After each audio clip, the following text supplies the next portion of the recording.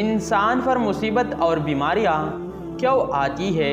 حضرت محمد صلی اللہ علیہ وآلہ وسلم نے فرمایا کہ انسان پر جب مصیبت اور بیماریاں آتی ہے، جب انسان بسم اللہ الرحمن الرحیم مشاہدے اور تجربے سیدھے بات بھی واضح ہوتی ہے کہ مصیبتوں کے عزت میں آنے والے لوگ اپنے اعمال کے اعتبار سے مختلف طبقات سے تعلق رکھتے ہیں۔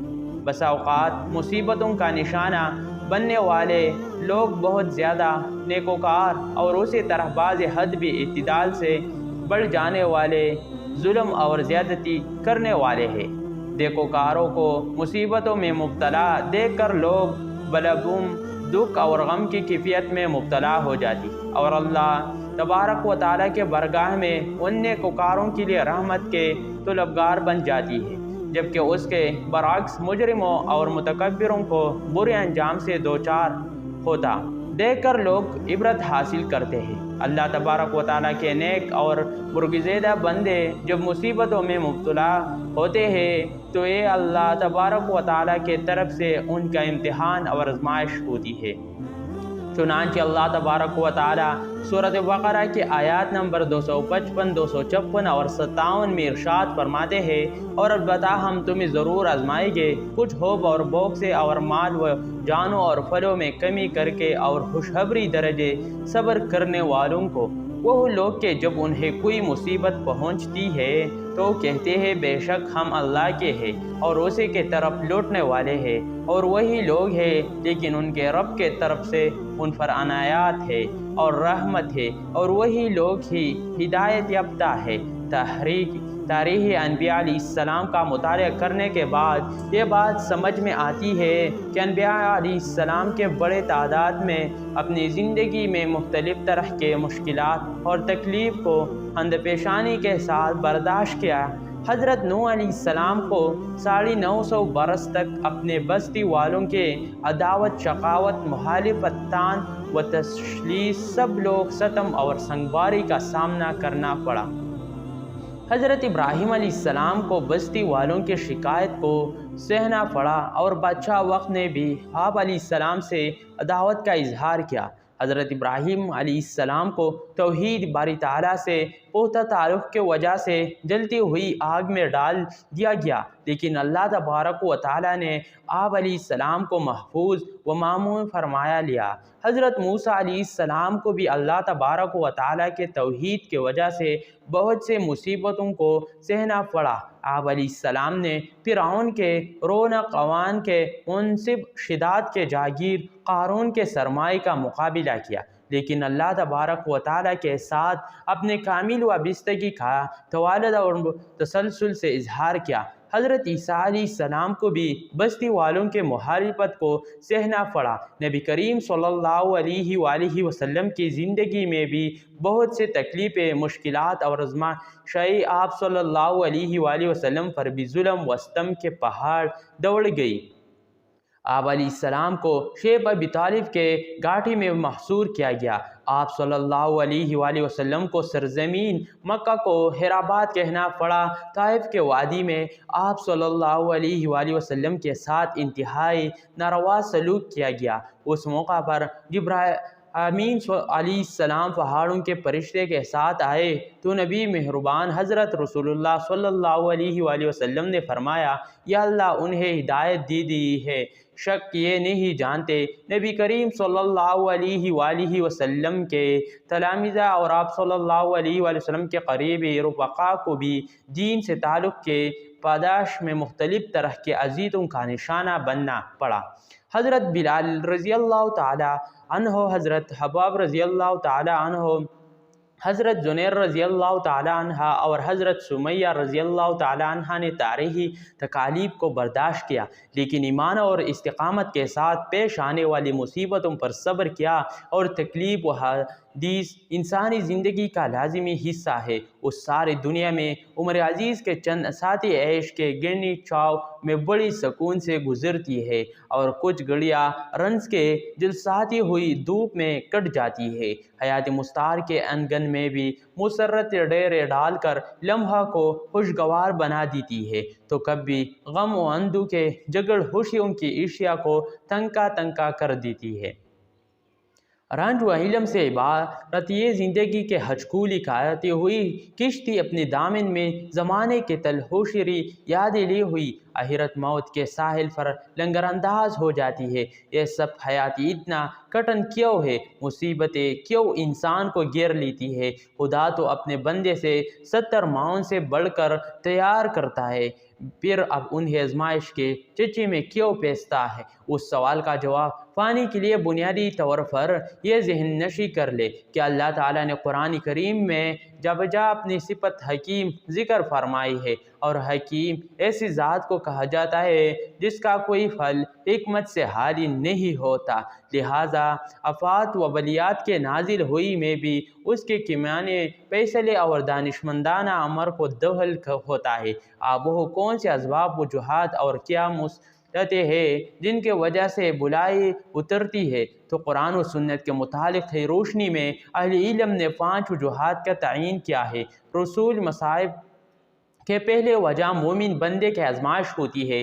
اللہ کے ذات علام الغیوب ہے، لیکن فوری دنیا پر واضح کرنے کے لیے کہ میرا بندہ مصیبت آنے پر صبر کرتا ہے یا صبر کا مظاہرہ کرتا ہے، مختلف طریقوں سے آزماتا رہتا ہے۔ ارشاد باری تعالیٰ ہے، اور ہم تمہیں کچھ خوف اور بوگ سے دوچار کر کے اور مال اور جانوں اور پھلوں میں نقصان کر کے ضرور آزمائیں گے، اور جانوں اور پھلوں میں نقصان کر کے ضرور آزمائیں گے۔ دوسرا سبب مسلمان کے گناہوں کا کفارہ ہے۔ اللہ تعالیٰ مصیبت میں مبتلا فرما کر گناہوں کا بدلہ دنیا میں ہی دے دیتی ہے اور آخرت کے سزا سے بچا لیتے ہیں۔ حضرت ابو سعید رضی اللہ تعالی عنہ سے روایت ہے کہ رسول اللہ صلی اللہ علیہ وآلہ وسلم نے ارشاد فرمایا، مومن مرد کو جو بھی دکھ، جو بھی بیماری اور جو بھی پریشانی اور جو بھی اذیت پہنچتی ہے، یہاں تک کہ اس کا کانٹنا بھی چبھتا ہے، تو اللہ تعالیٰ اس کے وجہ سے اس کے گناہوں کی صفائی کر دیتا ہے۔ حضرت عبداللہ بن مسعود رضی اللہ تعالی عنہ نبی کریم صلی اللہ علیہ وآلہ وسلم کا فرمان نقل کرتے ہیں، مومن شخص کو مرض یا اس کے علاوہ کیسے اور صورت میں جو تکلیف پہنچتی ہے، اللہ تعالیٰ اس کے وجہ سے اس کے گناہوں کو اس طرح جاڑ دیتا ہے جیسے خزان رسیدہ درخت اپنے پتے جاڑ دیتا ہے۔ تیسری وجہ نیک اور متقی لوگوں کے درجات کو بلند کرتا ہے۔ انبیاء، اولیاء اور صالحین کے سوانح پڑھنے سے معلوم ہوتا ہے کہ ان کی زندگی میں بڑے کٹن حالات اور دشوار گزار مراحل آئے۔ حضرت سعد رضی اللہ تعالی عنہ سے نبی کریم صلی اللہ علیہ وآلہ وسلم پر ارشاد مقتول ہے، سب سے زیادہ مصیبت انبیاء پر آئی، پھر جو ان کے طریقوں کے زیادہ قریب ہے، اور پھر جوان کے طریقے کے زیادہ قریب ہے۔ ان ذلیل القدر شخصیات کے اللہ تعالیٰ کے مقرب و محبوب ہونے کے باوجود ان پر تکالیف اس لیے آئے تاکہ اللہ تعالیٰ انہیں اپنے ہاں مزید بلندی درجات سے نوازے۔ محمد ابن خالد اپنے باپ سے اور وہ اپنے دادا سے روایت کرتے ہیں کہ حضرت محمد صلی اللہ علیہ وآلہ وسلم نے فرمایا، کیسے مومن بندے کے لیے اللہ تعالیٰ کے طرف سے ایسا بلند مقام طے ہو جاتا ہے جس شخص وہ اپنے عامل سے نہیں پہنچ سکتا، تو اللہ تعالیٰ اس کو کیسے جسمانی یا مالی تکلیف میں یا اولاد کے طرف سے کیسے صدمے اور پریشانی میں مبتلا کر دیتا ہے، پھر اس کو صبر کی توفیق دیتا ہے، یہاں تک کہ بندہ ان مصائب اور تکالیف پر صبر کرنے کی وجہ سے اس بلند درجے تک پہنچتا ہے جو اس کے لیے پہلے سے طے ہو چکا تھا۔ چوتھا سبب عاقل انسان کو متنبہ اور خبردار کرنا ہے۔ اللہ تعالیٰ بندے سے غفلت کے چادر کو اتارنے اور اسے اپنے بندگی اور اطاعت کی طرف متوجہ کرنے کے لیے اس پر مصائب اتارتے ہیں۔ فرما رہے ہیں خداوندی، اور ہم ان نافرمانوں کو بڑے عذاب سے پہلے چھوٹا عذاب سکھاتے ہیں تاکہ وہ باز آ جائے۔ زندگی کے الجھنوں، مشقتوں اور مصیبتوں کا حری اور عمومی سبب انسان کے بدعملی، فسق و فجور، خدا کے حکم، عدول اور شریعت کے احکام سے روگردانی ہے۔ اللہ تعالیٰ جب گناہوں کی وجہ سے اپنے بندے پر ناراض ہوتا ہے تو اس پر اپنے رحمت کے دروازے بند کر دیتا ہے اور اس کی زندگی سے راحت و سکون ختم کر دیتا ہے، جس کی علامت یہ ہوتی ہے کہ مسرت اور شادمانی کے تمام اسباب و مسائل کے ہوتی ہوئی بھی دل بھی چین رہتا ہے۔ اللہ غالب نے اپنے مقدس کلام میں بارہا اس حقیقت کو اشعار کیا ہے۔ ارشاد خداوندی، اور جو مصیبت تمہیں پہنچتی ہے وہ ان اعمال کی وجہ سے ہوتی ہے جو تمہارے ہاتھوں نے کمائی ہے۔ دوسرے جگہ ارشاد ہے، اور جس شخص نے میری یاد سے منہ موڑا تو بلا شبہ اس کی زندگی تنگ ہو جاتی ہے اور قیامت کے دن ہم اسے اندھا کر کے اٹھائے گی۔ قرآن کریم نے گزشتہ ہلاک شجاع اقوام و امم کا مقامات پر تذکرہ ہے، اس کا سبب بھی ان کے سرکشی، نافرمانی اور وقت کے نبی کی تعلیمات سے اعراض کو بیان کیا گیا ہے۔ نبی کریم صلی اللہ علیہ وآلہ وسلم نے بھی اپنی ارشادات میں مختلف گناہوں کو مختلف مصیبتوں کے نازل ہونے کا سبب بتایا ہے۔ حضرت عبداللہ ابن عمر رضی اللہ تعالی عنہ کی روایت سے نبی کریم صلی اللہ علیہ وآلہ وسلم کا ارشاد ہے، اس وقت تمہارا کیا حال ہوگا جب 5 چیزیں تم نے پیدا ہو جائے گی، اور میں اللہ سے پناہ چاہتا ہوں اس بات سے کہ تم ان کا ارتکاب کرو۔ نمبر 1، جب کسی قوم میں اعلانیہ بے حیائی ہوگی تو اس میں طاعون اور ایسے بیماریاں جنم لے گی جو انہوں نے ان کے آباء و اجداد نے بھی نہیں سنی ہوگی۔ نمبر 2، جو قوم زکوٰۃ ادا نہیں کرے گی وہ بارش سے محروم ہو جائے گی، اور اگر جانور نہ ہوتے تو پانی کے ایک بوند نہ برستی، اور اگر جانور نہ ہوتے تو پانی کے ایک بوند نہ برستی۔ نمبر 3، جو قوم ناپ تول میں کمی کرے گی وہ قید سالی، رزق کے تنگی اور بادشاہوں کے ظلم گرفتار ہو جائے گی۔ نمبر 4، جب عمرہ اللہ کے نازل کردہ احکام کے خلاف فیصلے کرے گے تو دشمن ان پر مسلط ہو جائے گا جو ان کے چیزوں ان سے چھین لے گا۔ نمبر 5، جب لوگ اللہ کی کتاب اور اس کے نبی کے سنت کو چھوڑ بیٹھیں گے تو باہمانہ جنگ میں پڑ جائے گی۔ مسائل کے حل اور مصائب کو رفع کرنے کے سلسلے میں شریعت نے 3 کام کرنے کی ترغیب دی ہے جو ہم کو ہلکا کرنے اور دل کے تسلی میں معاون و مددگار ثابت ہوتے ہیں۔ ایک یہ کہ صبر کیا جائے، دوسرا صلوات الحاجات ادا کی جائے، تیسرا تمام آداب کے رعایت رکھتے ہوئے خوب عاجزی اور انکساری سے دعا مانگی جائے۔ پھر بھی اگر مصیبت دور نہ ہو تو یہ سمجھ لینا چاہیے کہ اللہ تعالیٰ نے اس کا اجر آخرت کے لیے ذخیرہ کر لیا ہے، یا چھوٹی مصیبت دے کر بڑی مصیبت سے بچا لیا ہے۔ حضرت جابر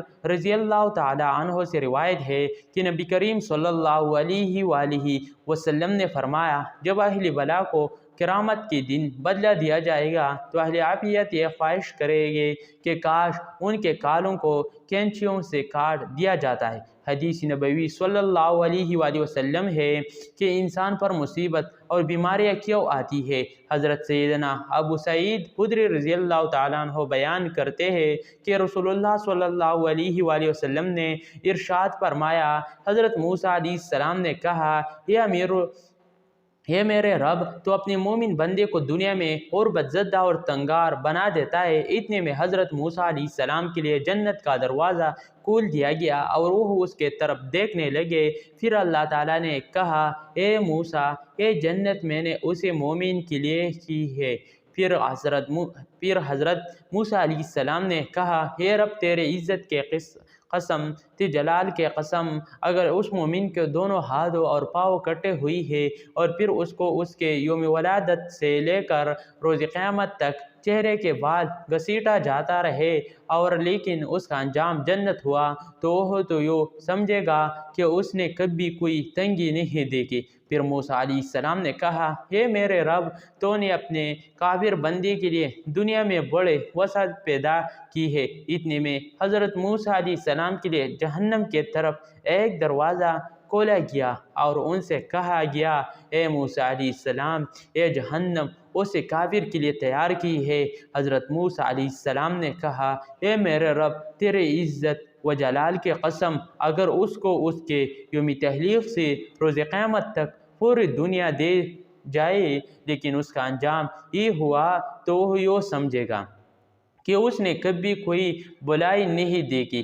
حضرت عامر رضی اللہ تعالی عنہ بیان کرتے ہیں، رسول اللہ صلی اللہ علیہ وآلہ وسلم نے فرمایا، ہم راز اور ان کے ثواب کا ذکر کیا تو فرمایا، جب مومن کو کوئی بیماری لاحق ہوتے ہے اور پھر اللہ تعالیٰ اسے عافیت و صحت عطا فرما دیتا ہے تو موت سابقہ گناہوں کا کفارہ ہے اور مستقبل کے بارے میں وعظ و نصیحت بن جاتی ہے۔ اور جب منافق بیمار ہوتا ہے پھر اسے عافیت عطا کر دی جاتی ہے تو اس اونٹ کے طرح ہوتا ہے جیسے اس کے گھر والوں نے باندھ رکھا ہو اور پھر انہوں نے اسے چھوڑ دیا، اسے پتہ نہیں ہوتا کہ انہوں نے اسے کیوں باندھا تھا اور کیوں چھوڑا تھا۔ کسی شخص نے عرض کیا، اللہ کے رسول صلی اللہ علیہ وآلہ وسلم، بیماریاں کیا ہوتی ہے؟ اللہ کی قسم میں تو کبھی بیمار نہیں ہوا۔ آپ صلی اللہ علیہ وآلہ وسلم نے فرمایا، ہمارے پاس سے چلے جاؤ،